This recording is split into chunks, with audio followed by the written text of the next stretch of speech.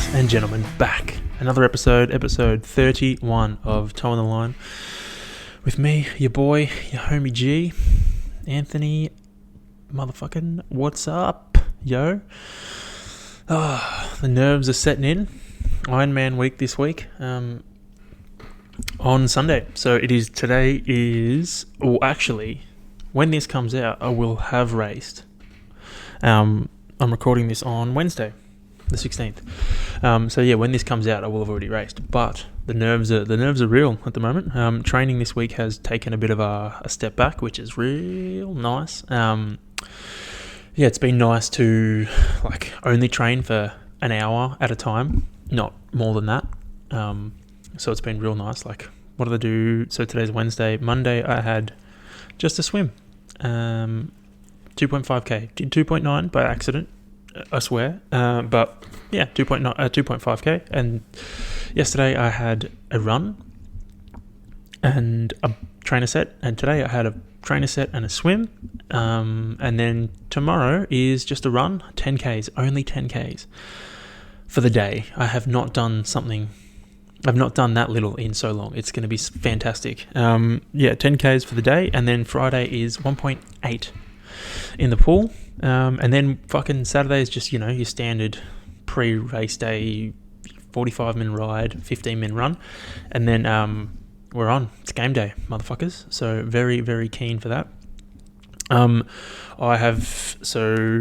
In terms of my training in the last couple of weeks, I know you guys listen to this and you know that I've been feeling fucking fantastic. So training's been really good. I'm feeling fucking on top of everything. It's fantastic. I love it, especially in the water. I'm feeling so strong. So I think I'm going to pull a ripper swim out of my ass. Just got some new goggles as well.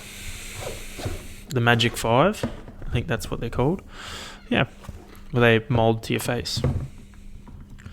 They look pretty cool. So I was worried they weren't going to come. I ordered them a couple of weeks ago, a week and a half maybe. And I was like, they're not going to come. I'm going to have to be racing because I don't want to buy a new set of goggles that I'm not going to use. So I was like, I'm going to be racing in my old ones. They're going to fog up. It's going to be rough. Whereas these are brand motherfucking new. So I'll swim in them on Friday, swim in them on Saturday, and then race day, motherfuckers. Training's been feeling fantastic. I'm flying at the moment, which is awesome. Nicola has done a fucking ripper job of peaking me. She's peaked me perfectly. Well, that's how it feels anyway. Very excited, very, very excited. The work is done now as I'm recording this. The work is all done. I can't do any more work to make myself faster. Ignore the sprinklers. That is not rain. All the work is done. All that is left to do now is to, rest, recover, and hit the race at, my max out. Fucking send it, bro. I've been thinking about my goals properly for the race. And see, the irony in this is I will record this before and then I'll put the clips out for this podcast after I've raced. So that means that if I don't know what's going on. If I record my goals now and post them after, we'll know if I've achieved them. So I think I'm going to go in and say that my swim and transition plus T1 is going to be 30 minutes on the dot, right? Then I want to ride in 2.5 hours. So that gets me 2:30, which will bring everything up to 3 hours in total, right? And I want to do a 4:40. If I want to do sub 4:40, so that means I've got an hour 40 to run, right? Which means that I want to see what my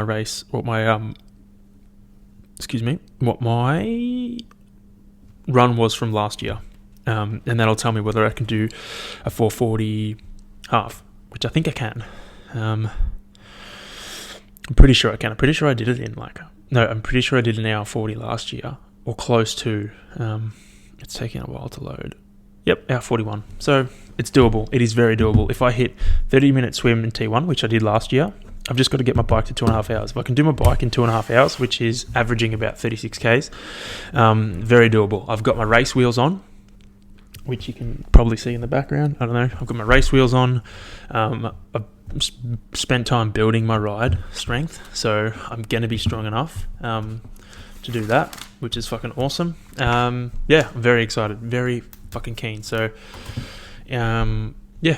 stay tuned, I guess. Or not stay tuned. If you follow me on Instagram, you'll see what I do anyway. I'll try and get Caitlin to put some photos up and shit as I'm doing them, but if not, you'll see that night. I was thinking while swimming the other day, right? I was thinking while swimming the other day, all good swimmers or all confident swimmers will swim around you. So if you ever jump into a lane, this is just a hot tip, right? If you ever jump into a lane and there's like fucking fast swimmers, flipping and flying around, don't feel intimidated. Try not to feel intimidated by them, because like I've learnt this by being in lanes with swimmers that are better than me, and I've learnt this by being in lanes with swimmers that aren't as good as me. If you're a confident swimmer, you're just going to go around the other person. Like as soon as I jump in there and I see that someone's slower than me, I start to read them and figure out that I'm quicker.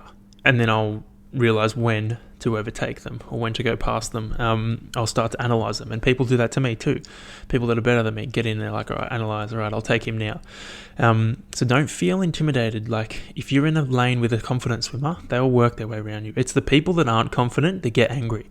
So if you've got a bunch of people who aren't confident and they're swimming into each other, that's when like there's beef in the pool. But if you've got a bunch of confident swimmers and then one not so confident person, we'll swim around you. Don't stress, all right? So don't get stressed out if you ever jump in a lane and there's people flying around. Like, we know what we're doing. It's fine. Just stick to the left. So when you go to the wall, the rule of thumb is come in and cross and go to the right, tumble, turn and push off. So if you're shit, go to the left and then let the person go to the right and go past you. Anyway, that leads me to another thing that happened the other day. So this is a story that I'm not ashamed by, but I would have been ashamed by it if it had have progressed to the point that it could have easily progressed to. I had finished my swim and I was waiting for a mate in the sauna, and then he got there after I'd done 20 minutes, and I was like, oh fuck, I'll stay in a bit longer. And we were just talking. And then, before I knew it, another 10 minutes had passed and it was 30 minutes. And I was like, okay, that's fine. Like, we'll get out now. So I got out and then I was like, I feel like I'm going to black out. And then, we got back to our bags and stuff. And I was like, I had to sit down for a bit because I felt like I was going to pass out. It was like, I was on the brink of blacking out. And we got back to our bags. I sat down for a bit, then got up to have a shower. And I was like, I still feel like I'm going to fucking black out. Like, this is not good. And then, I was having a shower. No, that's right. I had my shower. Then I went back at my clothes. I was like, this is bad. I still feel like I'm going to pass out. And I was standing there in the little change cubicle getting changed. And I was like, oh my God, like it's happening. I kept pushing myself to the edge of like almost blacking out. And I was like, I got to hang my head down and let the blood get back there. So I was standing in the toilet, the changing cubicle, getting dressed. And I was like, oh no, it's happening. And then like it didn't happen, thankfully. But I wasn't concerned about blacking out. Like I've done it before. It's fine. I just, I would try and avoid all the like attention. I'll be fine. But the spanner that was concerning me was the fact that I had to go to the toilet really badly. And I was like, if I black out right now in the middle of this, like in this change room, someone's going to find me on the floor and I'm going to have shit my pants. And it's just going to be a whole thing that I don't want to be a part of. Like, I'm fine passing out. It doesn't bother me. Like, I've done it before. I will be fine. But if I pass out and shit my pants in the middle of the leisure centre, I'm never going to be able to go back. I'm going to be known as the guy who shit himself. So thankfully that didn't happen, but it was close. And I could see it on the horizon. I was like, mate, if I don't play my cards right, I'm going to pass out and I'm going to shit my pants. And it's not going to be good. So thankfully, none of that happened. And I'm okay. Thumbs up. All right. What else happened during the week? I almost hit a fucking kangaroo. So I was driving. It was really early in the morning. And this guy was tailgating me, which was annoying. And this person, like every time I swim, we obviously leave at the same time because I drive, they end up right up my ass. And I'm like, have you not learned? Like, can you fuck off? It's really frustrating. Anyway, I was driving and they had their lights on. They were fucking high, like not high beaming me, but they were really annoying in my rearview mirror. I was getting annoyed and distracted, and I was tired. And there were a heap of kangaroos. And then I saw this one. I was like, don't do it, because you can kind of read the kangaroo. If the kangaroo starts to move as you approach, slow down, because as soon as they move, they're gonna do something stupid. So he started to move, and then as I got closer, I was like, he's doing it, he's going, and he went in front of the car.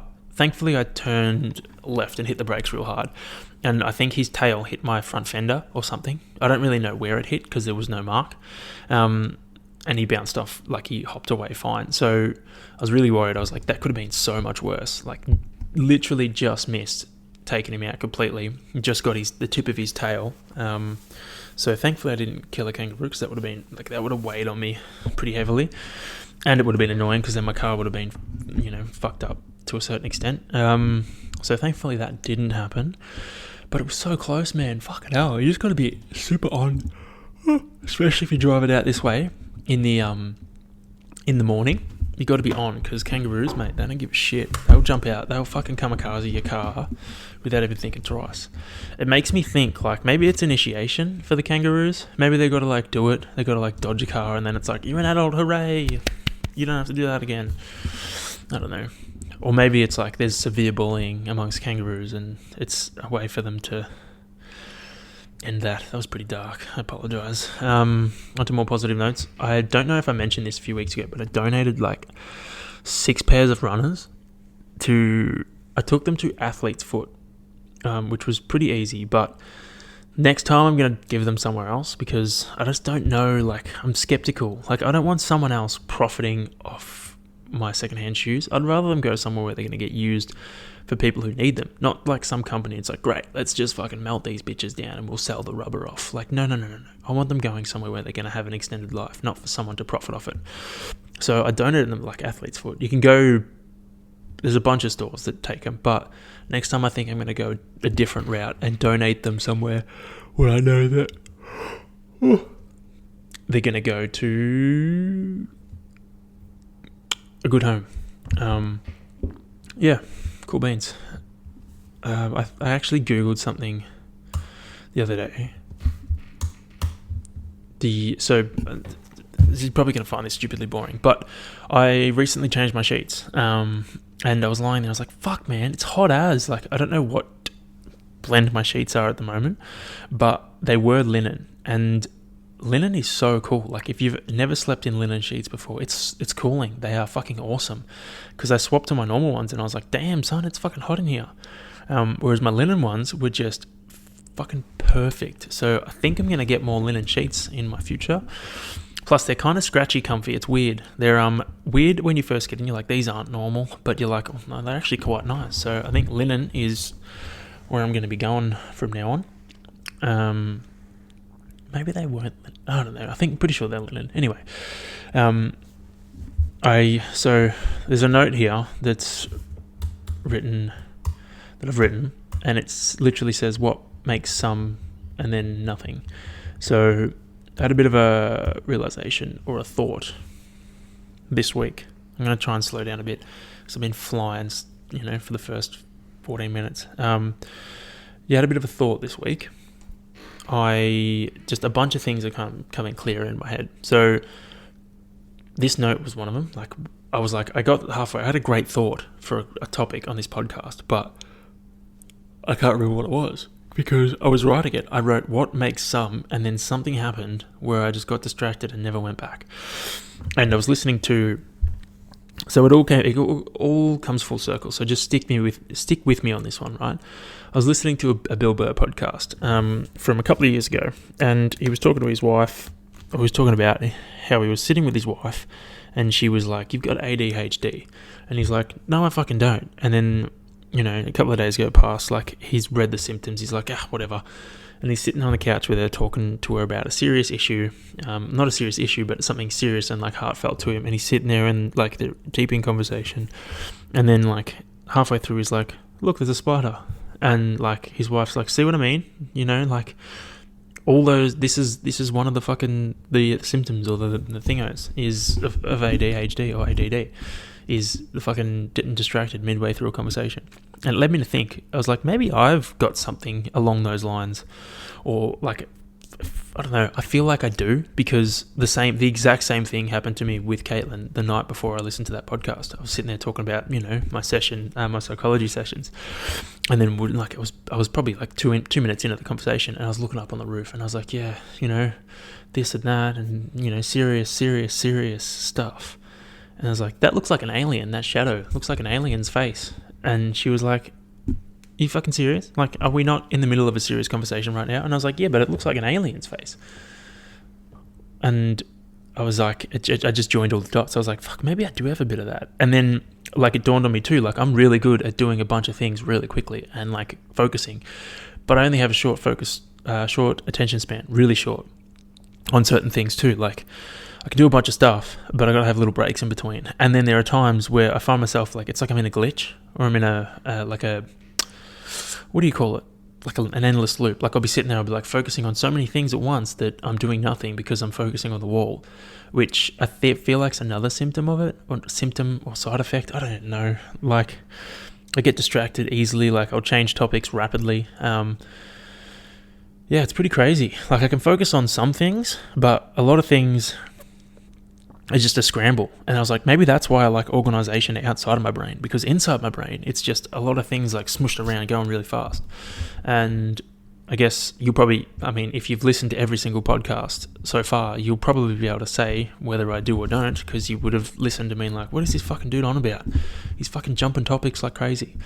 Or at least there's podcasts that I don't have structure to. At least these ones I do have structure in them, to allow for this stuff. Yeah, almost forgot what I was talking about. Lovely. What other thoughts did I have this? So, okay, I saw a snake on my run on Sunday. At like 6 a.m, it was dark, and I was running along, right? And I saw it on the left side. It was windy as fuck too, which you'll understand why that adds to this. So I was running along, and like windy as fuck, and I saw this. I thought it was a stick at first because it was windy. There were heaps of sticks on the road. And then I was like, that was a fucking snake. And I was like, oh my God, it's probably dead. So I went back to double check just to make sure. And then it started moving. And then in the back of my mind, because of Hudson getting bitten by a snake like a couple of weeks ago in Jan, I was like, I have to kill it. Like, I have to get rid of this snake. Because it's just not, like, I can't let someone else's dog get bitten by this thing. And then I was looking at it, and like I watched it, and I watched it kind of like slither off, or start to slither off, and I was like, I can't do that. Like, that's wrong. I can't hurt this thing. It's done nothing to me. It's just like, it's scared. It's going to go slither off. It hasn't tried to attack me. It hasn't tried to do anything to me. It's just, slithered off the path and into the bushes. And I was like, yeah, I'm not going to touch that thing, because what's it going to do? It's going to make me feel fucking guilty. It's going to eat me up inside. I'm going to have to live with that. The fact that I killed a fucking snake because what? It did nothing. Because it was there. Like, no, that's not fair. And then it led me to think, I was like, what's justice, and what does revenge, I don't know why it led me to think what justice is, but I was like, let's define justice, right? And it's just behavior or treatment. I don't really know what that means. A judge or a magistrate, in particular to a judge of Supreme Court sites. So I don't really know what is a true definition of justice. Here we go. Fair treatment.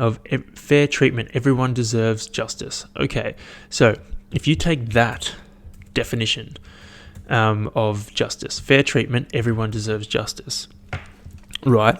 And I apply that to that situation. I gave it fair treatment because it did nothing wrong. It was just living its life. And like I said, after Hudson got bit, like, think about being a snake with no arms and just a fucking mouth. No arms or legs and just a fucking mouth. It's going to be scary as. So you're going to want to bite first and ask questions later.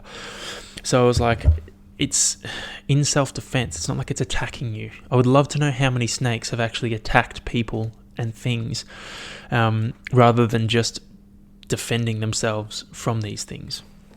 So, like, I looked at it and I thought I was going to, take its life because of what another snake had done to my dog. But then I was like, no, that's not fair. That's not justice. That's wrong. Like, that's bad. So I let it go, and I feel much better about it. Watching it slither off into the bushes, I was like, good on you, mate. I know you're just living life. So am I.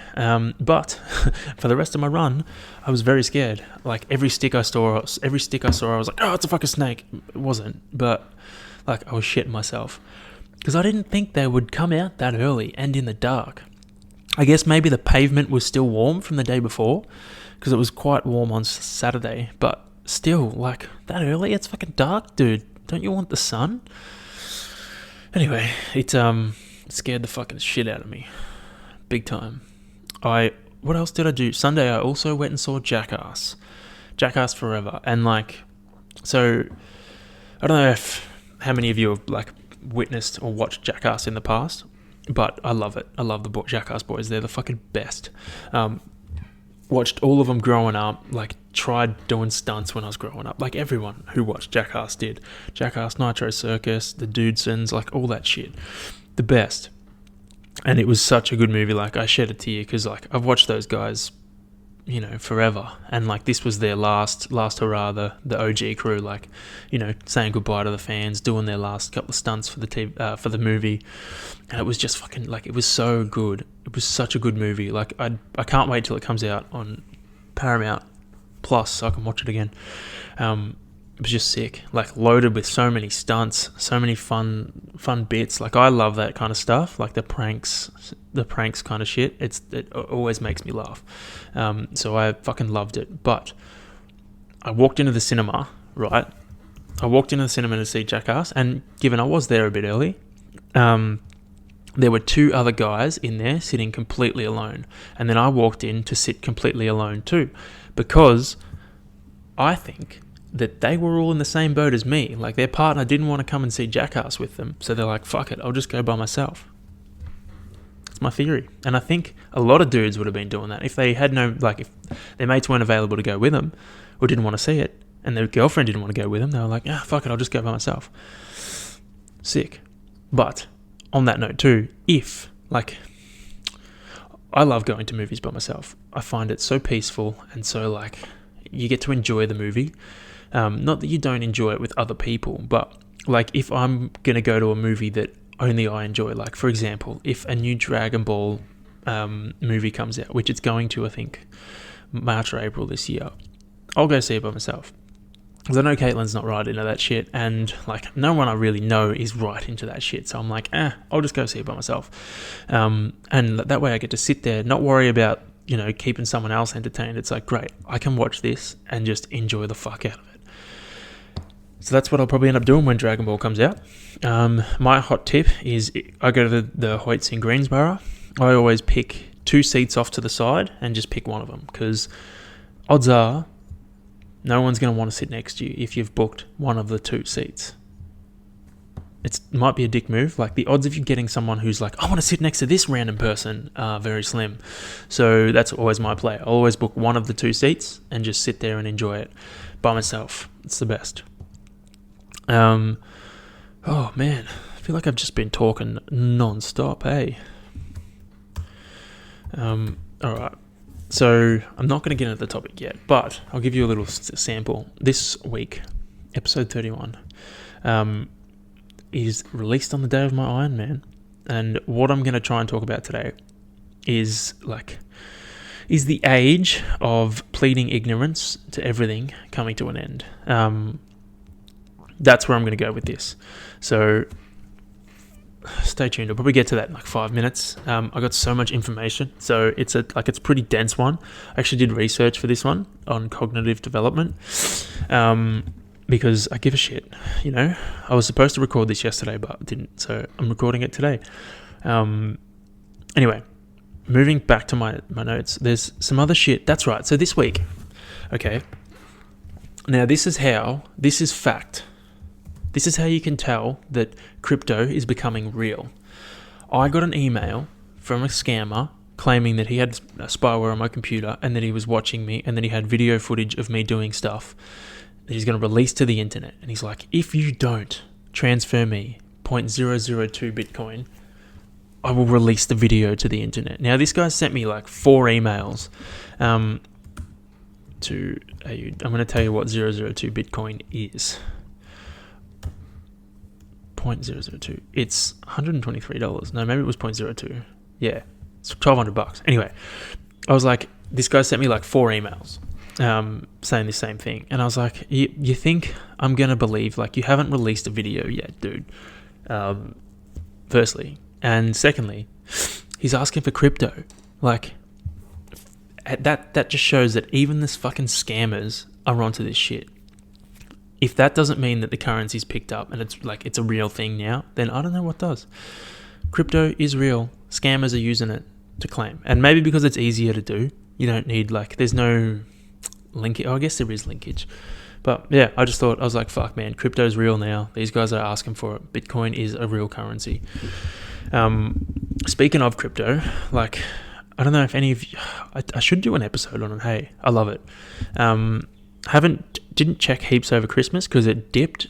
It fucking went through like rough time, bro. The start of this year actually was rough, crypto wise. But the crypto market dipped fucking heaps. But I did jump in here and there to top up a few more because I was like, it's a dip. I'll buy. I'll top up my safe ones. My safe ones that I've, with, like, obviously do your own research. That applies. I'm not a fucking expert, but the ones my top 4 investment at the moment, top 4 investments on crypto at the moment are, obviously Bitcoin, Ethereum, Cardano, ADA, and XRP. They're my big ones. And then I got a bit in SHIB, but I'm holding that somewhere else. So yeah, they're my go-tos at the moment. And I've got a bunch of other ones, but nothing substantial in them. Like, those are my big 4. Yeah. So I'm keen to see what that does this year, actually. Be interesting. So maybe I should do an episode on crypto, hey? Let's fucking mark that down for season 2 of the year. What else? What other topics did I write down? See, I had a topic. Oh no, that applies there. I had a topic for another episode and I forgot it. Like, I had it in my head and I wrote it down. I was like, episode 43, and then I forgot it because of my fucking ADHD. I've been doing this thing, right, where I'll blame stupid stuff on, because it's just been a recent discovery. I'm not saying I have it. I'm not saying I have ADHD or I don't have ADHD. I'm just, it's to me, it's kind of funny to, like, throw it out as an excuse for things. What did we do yesterday? I don't know. It's Caitlin. We were doing something. I was doing something with Caitlin, and she was like, no, she asked me, that's right, I used the wrong word in a sentence, and she's like, that's not what that means. And I was like, oh, it's my ADHD. And she was like, that doesn't change anything. And I was like, yeah, it does. Like, it's just been a fucking smarter. So I think I'm going to do that for a little bit longer and see what reaction I get. Because it's funny just to say it. Like, if, something goes wrong, it's like, oh, fuck, it's because I got ADHD. Not saying I do, but it's just funny. Anyway, I thought that was just a fun topic, a fun little thing. So I'll go. Yeah, what I'm going to do is I might save them to close. I've got another 2 points I want to talk about, but I might save them to close so we, just in case shit gets dark, that we can close on a good note, or maybe I'll save one of these for their own topic. Anyway, alright, so let's get into the fucking juice of this bad boy. Or let's kill a bit of time and we'll start exactly on 30 minutes in. Oh. Dogs are getting clipped tomorrow. They're fucking very dirty at the moment. It's crazy. So I put my new wheels on my bike today after doing a trainer set, and they sound so good. I'm so keen. My bike's getting serviced tomorrow. Throw it on the new roof rack, drive it down, get it serviced, come back, and then we're fucking game on. Then it's time to put my bag together with all my shit for the race. It's getting real, man. I'm very excited. Fucking hell. It's going to be a good race. I'm keen for the time off too afterwards. I've made a deal with myself that I know I'm not supposed to make deals, but I've made a deal that I'm going to only train, like I'm going to take at least 3 days off after the race, and I'm going to only train for like maximum 40 minutes a day if I train, like 40 minutes once a day if I train at all during that time, during the week after my race. And then I'm going to try and chill for the second week too. We'll see how we go. Anyway, all right, let's get into the tofu and beans of this episode. Right, so this week, I don't remember what I was doing when I came up with this topic, but I thought about it and I was like, I think it is. I think it's coming to an end. Like, is the age of pleading ignorance to everything coming to an end? Or pleading cognitive... Wait, what? Yeah, that's right. Pleading ignorance to everything coming to an end. So we've left the phase of ignorance and entered the phase of cognitive dissonance or awakening. I don't know if that makes sense. I don't think that makes sense. But I feel like we've left the phase of, pleading ignorant, and we've entered the phase of like awakening, or that feels like my age, my generation, or our generation. I don't think the older generations have. I feel like they're stuck in their ways. But I feel like the younger generation has. I feel like we're kind of becoming more, well, I guess they call it woke culture, but I'm not talking about that kind of shit. Like, I'm not talking about, cancelling people because they're saying certain shit and that kind of stuff. But I feel like overall, our view of the world is a kinder, better, more wholehearted, or more wholesome view of the world. And someone actually, when I put this up on Instagram, someone replied that it was like, it happens naturally in our 20s due to frontal lobe development. And I didn't get to what specifically happens in your 20s, but I did do a bit of research on the cognitive development of us through our lives. And that's what I'm going to go into after I read I'll go into that first, right? So I did do a bit of research into cognitive development. Now, bear with me here, all right? Because this might get a little bit boring and tedious and whatever, but, tune in and listen, pay attention. I put a bit of effort into this.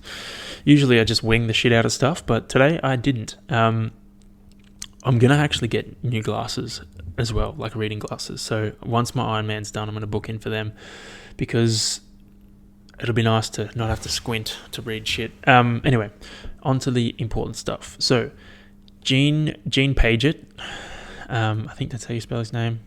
Piaget, yeah. Gene Piaget's theory of cognitive development.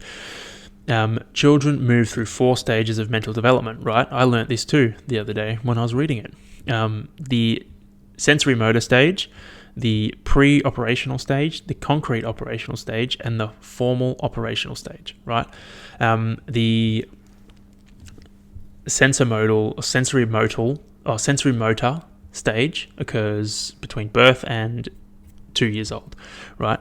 The major characteristics and developmental changes during this period are so the infant knows the world through their movements and sensations. So like they touch things, they feel it, they like move through the world. They only get to see the world through their sensations. So like what they see, taste, feel, that's really the only understanding they have of the world. These children learn about the world through basic actions such as sucking, grasping, looking, and listening. Like I said before. Infants learn that things continue to exist even though they cannot be seen, right? So that is a great example of that is peekaboo. Can't see your face, they know it's still there. Like they learn that. At start, they're like, where the fuck did you go? What? He's gone forever. Never to be seen again. Oh my God, he's there still. Wow, wonderful. Where'd he go? He's there. They learn that you're actually just hiding behind your hands. You still exist. And they learn that when you take this case out of the room, they know it still exists. It's just not there. So they learn that. They learn to grasp that concept.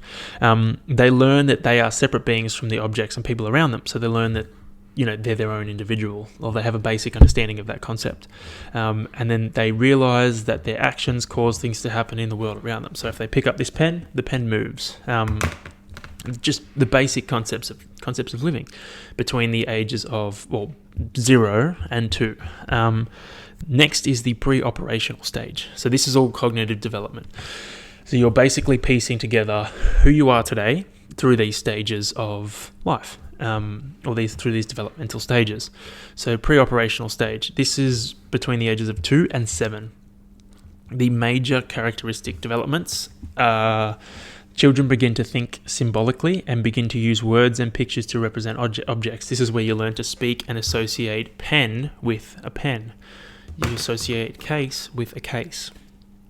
You learn like symbolism of things and the words that, goes with them. Children at this stage tend to be egotistical and struggle to see things from the perspective of others. It's because I guess you're just learning that you exist, and I don't know, that must be a weird concept. Like, you're just learning that you exist and that you can do things, and then I don't really know how to explain that, to be honest, but kids, mainly 3-year-olds, 4-year-olds, are egotistical. They think the world revolves around them when it doesn't. But that's maybe because they have a limited understanding of the world, and they think, well, I guess, yeah, that makes sense. When you're 3 or 4, the world does revolve around you. Your parents, look after you. If you've got any older brothers or sisters, they look after you. Like your grandparents, they look after you. Everyone does things for you. So you think the world revolves around you. You have no idea the vastness of it. You don't know the ends of the galaxy and shit like that. You just think like what you see in your house is the world, and it revolves around you because everyone wants to do things for you. So that makes sense as to why you're egotistical when you're that age. And unfortunately, some people never grow up from that age, and they carry that through life, and they get stuck as a 3-year-old. And that means that they're fucking narcissistic assholes who need to go to therapy and deal with their shit.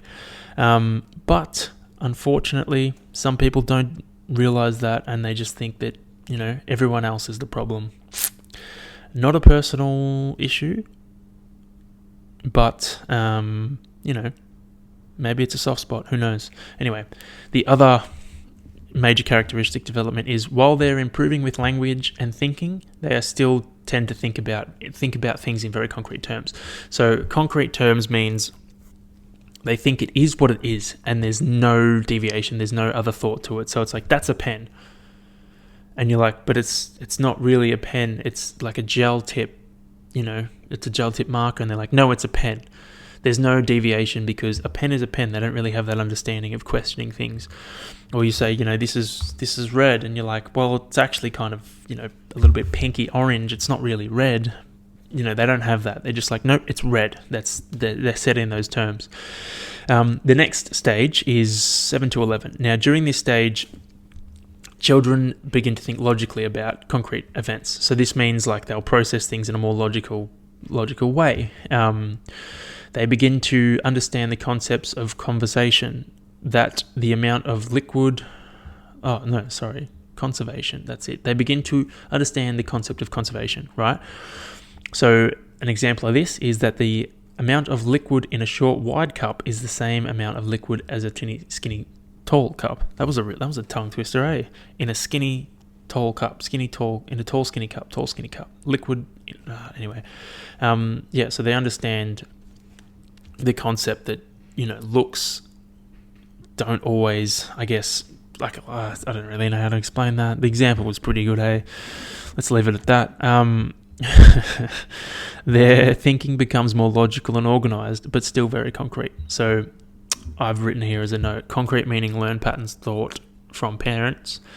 Also, concrete also means like things that are fact, like maths, 1 + 1 = 2. That's a fact. So concrete things are going to be things inherited from their parents as well when they were younger. So it could be like, these people are bad. Like, could be racist shit. Like, that's the easiest example. But it could be other things too. Like, which shops to go to. Like, I don't like going to the shops over there because there's too many people. I like this shop better. And then they inherit that in their own head. They're like, oh yeah, you know what? You're right. Fuck that shop. I don't want to go there. Until they get a bit older, when they start to question that and be like, what's so bad about it? And they go in there like, it's actually pretty good. The same could be applied to what you eat. At that stage, you inherit that from your parents. You're like, yeah, steak, veg, the best. Love it. Not going back. Not going anywhere. This is the best. This is the way you're supposed to eat. Get a bit older, you're like, I don't know. Maybe it's not the way to eat. And so the last development is children begin using inductive logic or reasoning from specific information to a general principle. Yeah, it's a lot of words, hey. I guess they begin to use logic. That's right. So they use logic and reasoning from information they've taken in. So this could tie into the episode I did a couple of weeks ago. So they're taking information in and they're like, okay, cool, blah, blah, blah. And they associate that with a general principle. So just say they get treated poorly by a person with a beard who is overweight and has tattoos. Now they've taken that in, they get treated badly, like they get verbally abused or something when they're a kid by someone who looks like that. Stereotypical bikie, right? They take that information in, and then next time they see someone who looks like that, they're going to apply that information to that situation. They're going to be like, I don't like this person because they look similar to the other person. Or it could be they fall in the pool and they have a horrible experience. They almost drown. They're going to associate water or being in the pool with negative things. They're going to have a general principle that's like, fuck that place, I almost died. So that's, I guess, what they go through in that stage as well. The last stage is the formal operational stage. This is 12 and up. Now, the major developments at this stage, the adolescent or young adult begins to think abstractly and reason about hypothetical problems. So I guess this is where you unlock, from 12 and up, you start to unlock a deeper thought process about things, where you kind of reason with yourself and you think about things in the hypothetical manner. You don't wait for them to happen and then assess them. You're like, okay, what if I was to do this?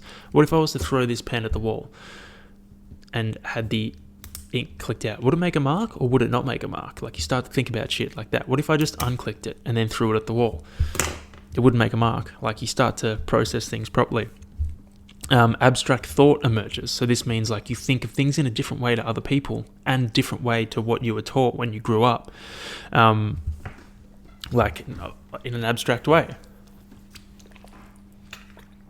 So the main example I can think of for this one is like a lot of people actually go vegetarian or vegan when they're 12 if their parents haven't already done that for them.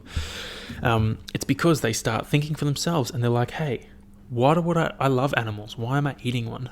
They're like, no, I don't want to do that. Like, it's that age from 12 and up. I guess you're also going through puberty too. So you're becoming an adult, and that's what they say. So that's where that cognitive development comes in. You start thinking about things in a deeper manner. You actually start thinking for yourself in a way, like you have inherited values and beliefs from your family or your parents, but from 12 and up, you start to develop your own. You start to, branch away from them. You start to have your own experiences, and you start to bring your own, start to develop your own beliefs and experiences and judgments based off that stuff. And you start to think about it deeply. Like, you start to question things more. So like you might have believed a certain way, or you might have eaten a certain way your whole childhood, but then when you get to 12, you're like, why am I doing this? Like, you start to question why you're doing it. So here we go. Teens begin to think more about moral, philosophical, ethical, social, and political issues that require theoretical and abstract reasoning. So the vegan topic is an example here. I guess you start to think about your social situation. Like, you might feel ashamed about certain things or embarrassed about things when you didn't really think or feel that before because of like social situations. You start to just process things on a deeper level.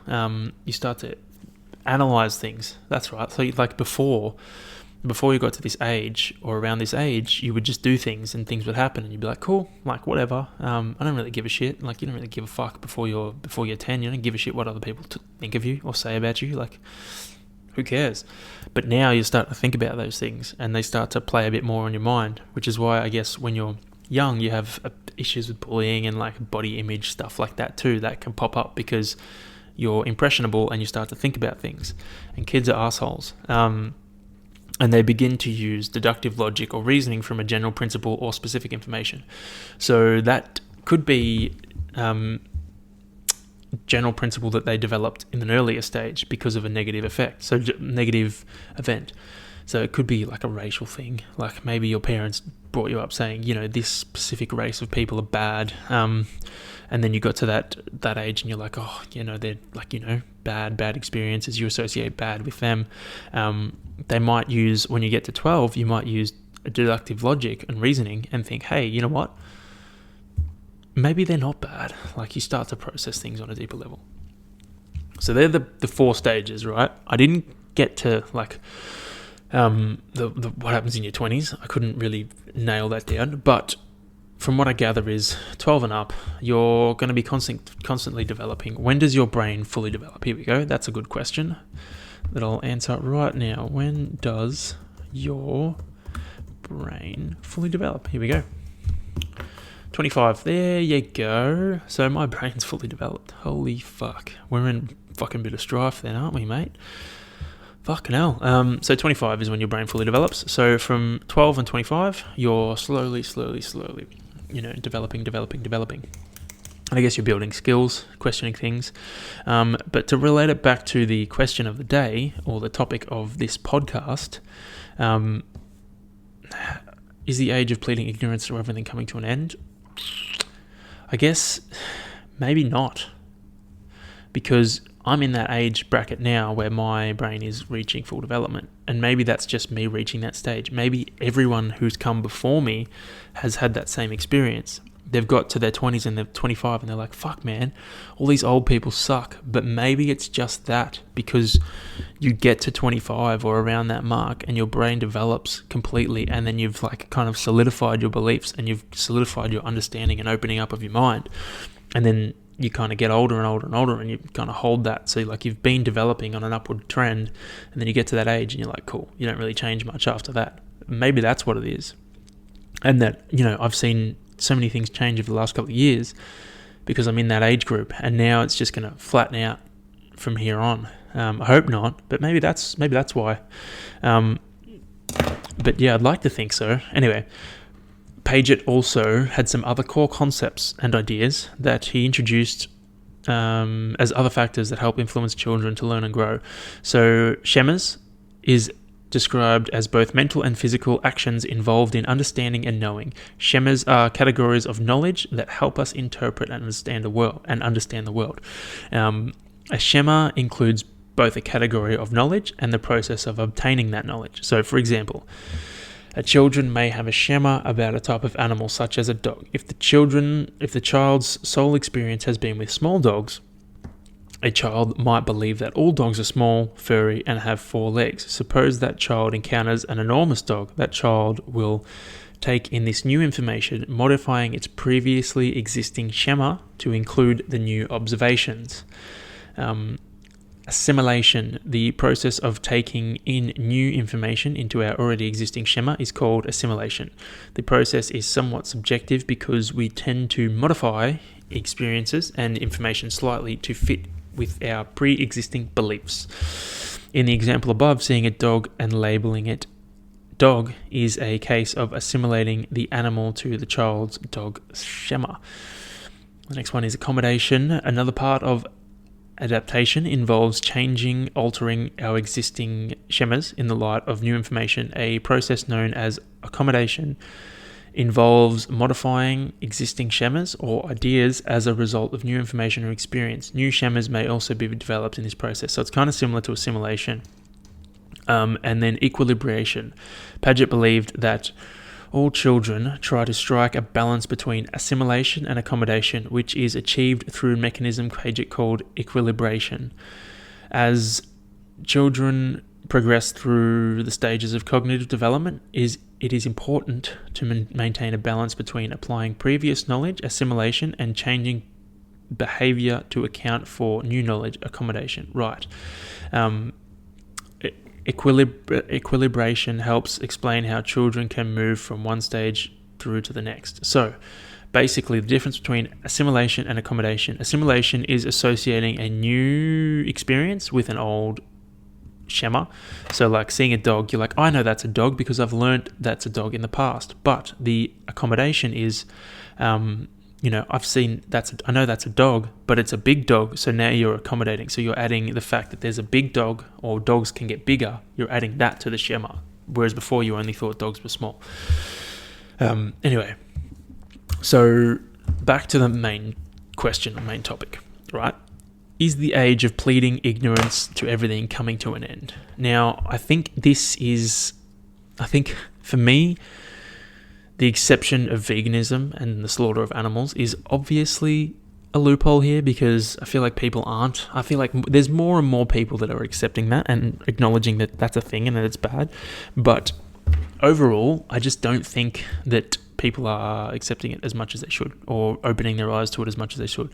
Whereas other things, I feel like people are opening their eyes. They're opening their eyes to things like negative stuff that's happening around the world. They're like, hey, that's not okay. You can't be doing that. Like, that's wrong. Like, you look at the guys like Jeffrey Epstein, I think he was the dude. Yeah, Jeffrey Epstein and Harvey Weinstein, they were both doing shady shit. But you look at those guys, like, getting taken down because, you know, we've discovered that what they were doing was wrong. It's like, hey, no, you can't get away with this shit. Whereas in the past, you know, you could. They obviously did for so long. So that stuff's no longer allowed. Like, you can't do that anymore.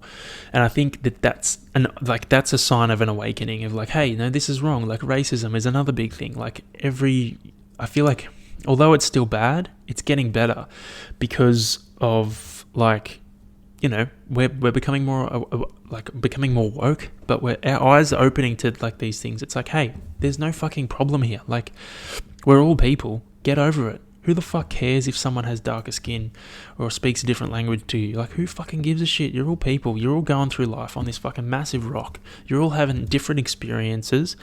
Get over it. Like, they're doing nothing to you. You're doing nothing to them. Leave it alone. Battery just died, eh? Apologies there, ladies and gentlemen. Lost the battery on the GoPro. But yeah, like, I forgot where I was. See, I get so distracted. I was just thinking about, I love these big baggy tees at the moment. They're fucking sick.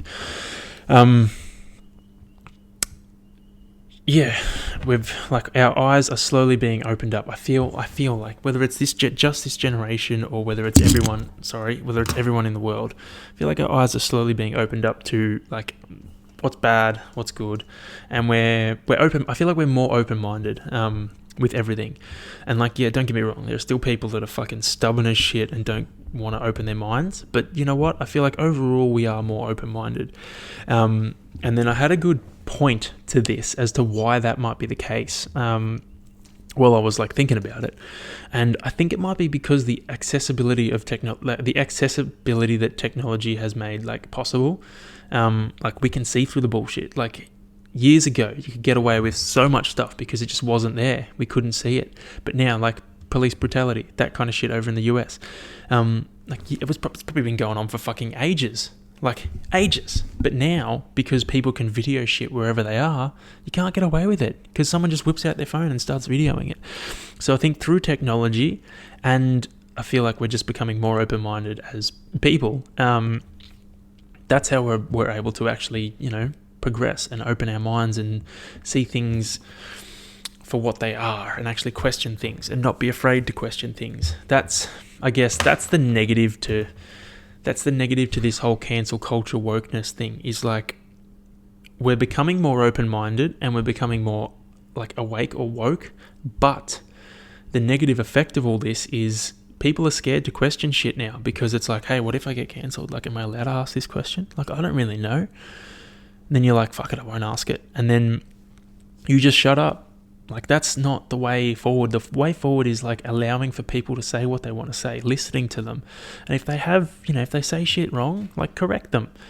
For me, it's not going to be a problem until, like, if you correct them, you know, twice, and they still fuck it up on the third time. It's like, all right, now fucking go after them. Like, you got a couple of chances, but don't, like, you know, correct someone, give them the opportunity, give them the benefit of the doubt. And then if they don't correct it, then it's like, all right, fuck them. Go after them then. But give them the benefit of the doubt. Allow them to, you know, try and rectify their wrong. But the problem is, like, everyone's too scared to question shit nowadays because you can't open your mouth. Like, you can't talk about a topic that's, you know, taboo without getting fucked or like buried or like shadow banned, which is wild. Like, all the Rona stuff, you can't post about that because you get buried, mate. You get buried in the algorithm. It's insane. You've got to be real careful.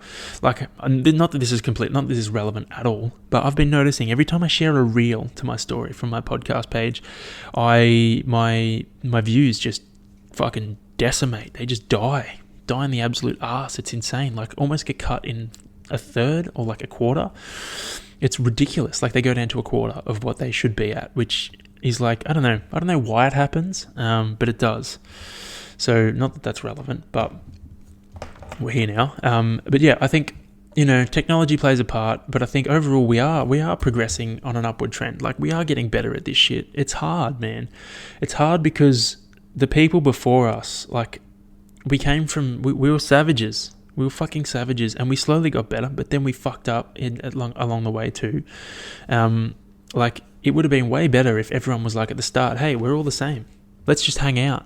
Let's hang out and do this together. But that wasn't the case, unfortunately. Everyone was at war at the start. Everyone fucking, if your tribe was stronger than the other tribe, you decimated them and moved on. Like, that was the way it was.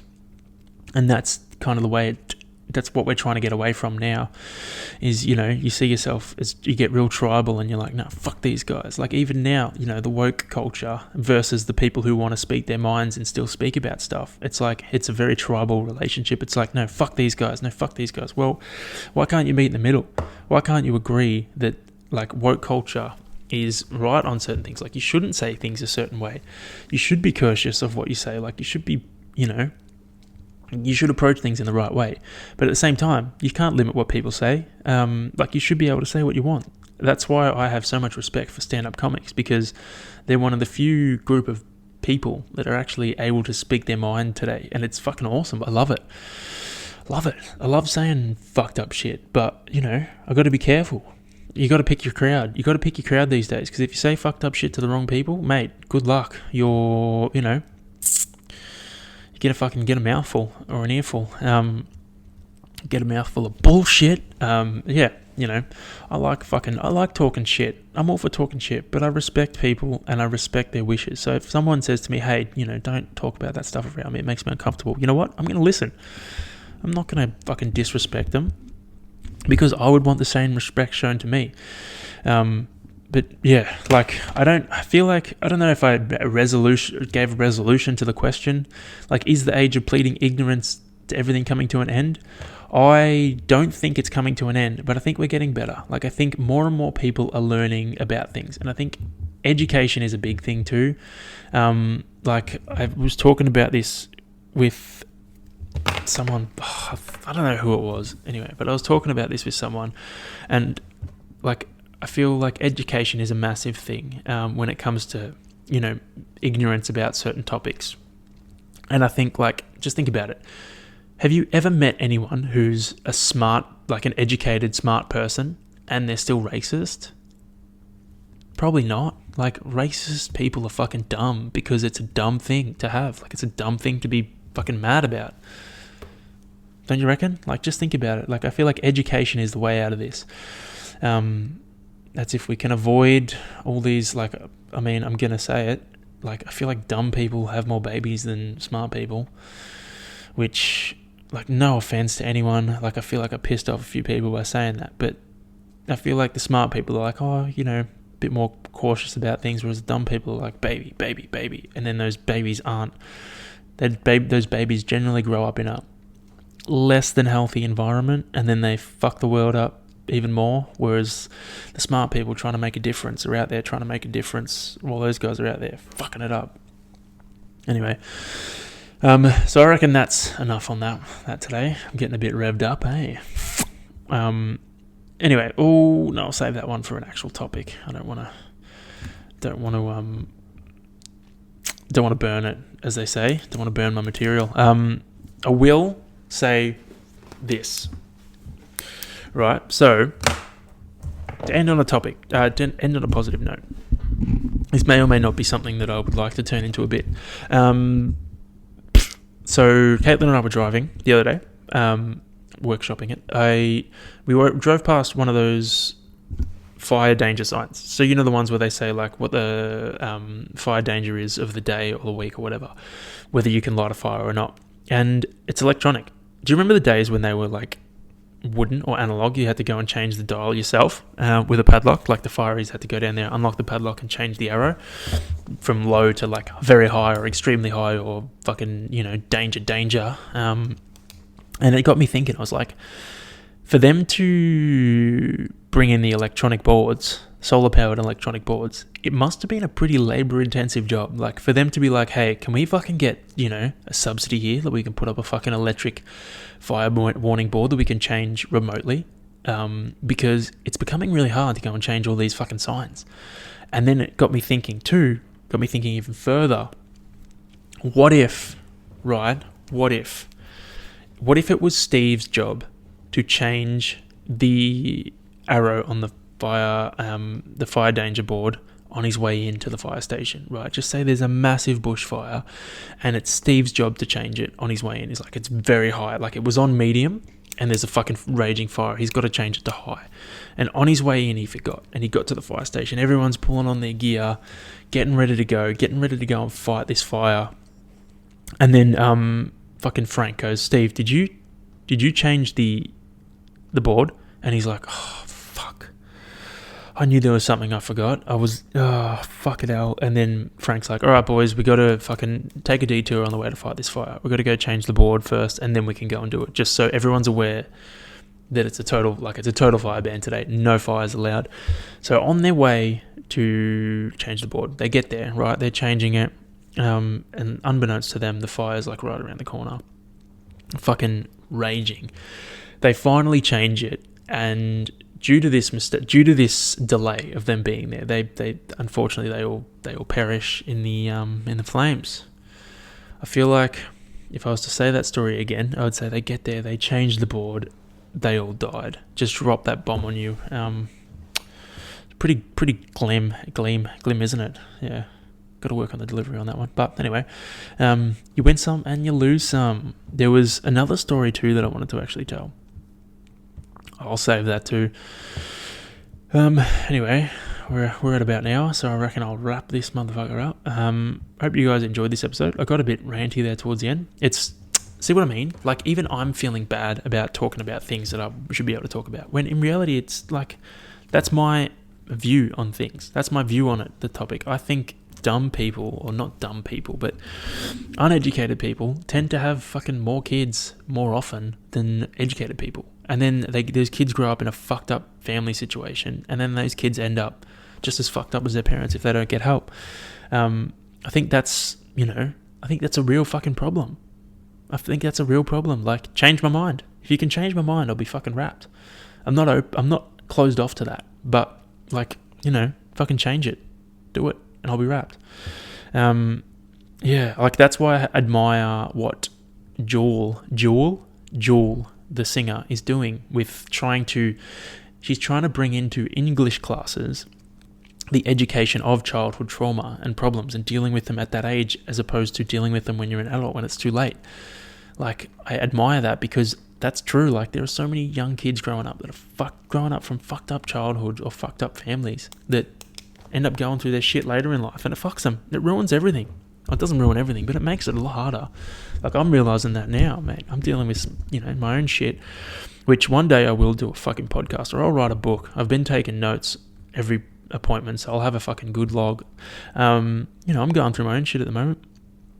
Mate, fuck that. I'm so glad I'm dealing with it and I'm 25. Imagine if I was like 30 or 40. Fuck, mate.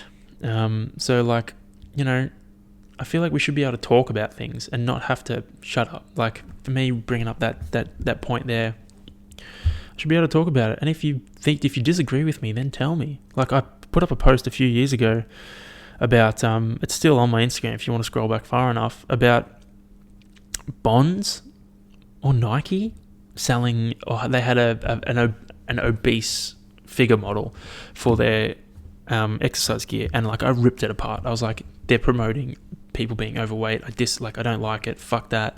But putting that post up, it actually created a conversation, and people put up a lot of good topics. It's like, yeah, but an obese person might see that and think, you know what, I'm gonna buy some fitness gear. I'm gonna get into shape. And I was like, you know what, you're right. Like, that's true. That could very well be the path that happens. I was looking at it from one perspective, saying, hey, don't promote, people being obese. It's not good. But it's not. It's showing people that, we have gear for you, even if you're overweight. Like, you can train. You're not going to be excluded. So, like, that, talking opened up my mind. I got fucking ripped for that one, though. But it had the most engagement, like, ever for one of my posts. So maybe I should post more fucked up shit. Anyway, I'm going to wrap this podcast up. Been talking long enough. Got a sore voice. Hope you guys have a fucking ripper weekend, hey? If you want, check me. Oh, that's right. I can tell you what my bib number is. So if you want to follow along, oh no, you'll be listening too late to this. I'll put it up on my Instagram page. I think my bib's like 100 and something. I got my e-ticket here somewhere. Welcome to race week. Here we go. E-ticket. I'll say it. Anyway, no, it's not on here. Fucking hell. Anyway, yeah. Hope you guys have a fucking good week. Hope you enjoyed watching my race. Enjoyed your weekend. I don't know.